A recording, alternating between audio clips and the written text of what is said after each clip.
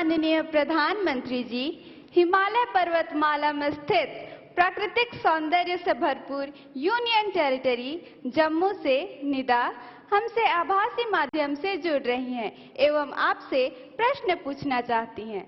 निदा, अपना प्रश्न पूछे। Honorable Prime Minister Sir, Namaskar.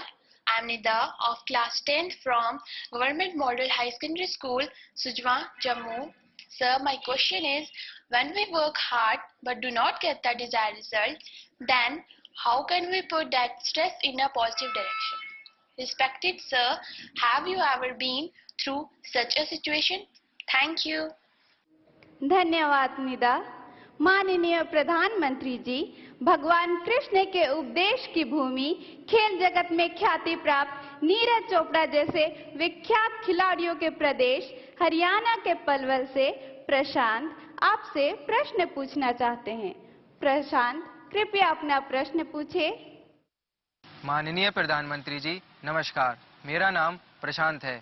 मैं शहीद नायक राजेंद्र सिंह राजकीय मॉडल संस्कृति वरिष्ठ माध्यमिक विद्यालय हथीन, जिला पलवल, हरियाणा के कक्षा 12वीं विज्ञान संकाय का छात्र हूं। मेरा आपसे यह प्रश्न है कि तनाव परीक्षा के परिणामों को किस तरह प्रभावित करता है। मैं इसमें आपसे मार्गदर्शन चाहता हूं। धन्यवाद श्रीमान। धन्यवाद प्रशांत। माननीय प्रधानमंत्री जी, निदा और प्रशांत की तरह देश भर के करोड़ों छात्र आपसे परीक्षा परिणाम पर तनाव का प्रभाव इस विषय पर मार्गदर्शन चाहते हैं। माननीय प्रधानमंत्री जी।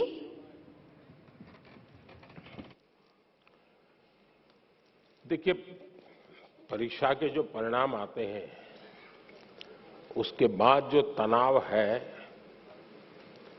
उसका मूल कारण एक तो हमने परीक्षा देकर के जब घर आए तो घर के लोगों को ऐसे पाठ पढ़ाए कि मेरा तो शानदार पेपर गया है, मेरा तो बिल्कुल 90 तो पक्का है और बहुत अच्छा करके आया हूं। तो घर के लोगों का एक मन बन जाता है और हमको भी लगता है कि वो गाली खानी है तो महीने भर के बाद खाएंगे, अभी तो बता दो उनको। और उसका परिणाम ये आता है कि वैकेशन का जो टाइम होता है परिवार ने मान लिया होता है कि तुम सच बोल रहे हो और तुम अच्छा रिजल्ट लाने ही वाले हो, ऐसा मान लेते हैं। वो अपने दोस्तों को बताना शुरू कर देते हैं, नहीं इस बार तो बहुत अच्छा किया उसने और बहुत मेहनत करता था, अरे कभी खेलने नहीं जाता था, कभी रिश्तेदार के यहाँ शादी में, वो अपना जोड़ते रहते हैं जैसा मेरा बड़ा। और एग्जाम का रिजल्ट आने तक तो उन्होंने ऐसा माहौल बना दिया होता है कि बस ये तो फर्स्ट सेकंड के पीछे रहेगा ही नहीं। और जब रिजल्ट आता है 40-45 मार्क, फिर तूफान खड़ा हो जाता है। और इसलिए पहली बात है कि हम सच्चाई से मुकाबला करने की आदत छोड़नी नहीं चाहिए। हम कितने दिन तक झूठ के सहारे जी सकते हैं? स्वीकार करना चाहिए, हाँ मैं आज गया लेकिन मैं एग्जाम ठीक से नहीं गई मेरी, मैंने कोशिश की थी, अच्छा नहीं हुआ। अगर पहले से ही आप कह देंगे और मान लीजिए 5 मार्क ज्यादा आ गए तो आपने देखा होगा घर में तनाव नहीं होगा। वो कहेंगे अरे तू तो कहता था बहुत खराब गया, तुम तो अच्छे मार्क लेके आए हो। स्टैंडर्ड वो जो मानदंड है ना वो सेट हो जाता है, उससे अच्छा दिखता है। इसलिए आपको दूसरा है तनाव का कारण, आपके दिमाग में आपके दोस्त भरे रहते हैं। वो ऐसा करता है तो मैं ऐसा करूंगा, वो ऐसा करता है तो मैं ऐसा करूंगा। क्लास में कोई बहुत ही होनहार बच्चा होता है, हम भी होनहार होते हैं, 19-20 का फर्क होता है। दिन रात हम उस कंपटीशन के भाव में जीते हैं। तनाव का ये भी एक कारण होता है।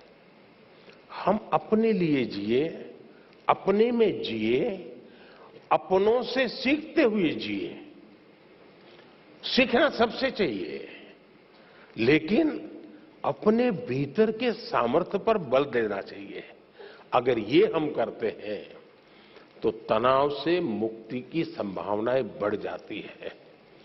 दूसरा, जीवन की तरफ हमारी सोच क्या है। जिस दिन हम मानते हैं कि ये एग्जाम गई मतलब जिंदगी गई, फिर तो तनाव शुरू होना ही होना है। जीवन किसी एक स्टेशन पर रुकता नहीं है जी। अगर एक स्टेशन छूट गया तो दूसरी ट्रेन आएगी, दूसरे बड़े स्टेशन पे ले जाएगी। अब चिंता मत कीजिए।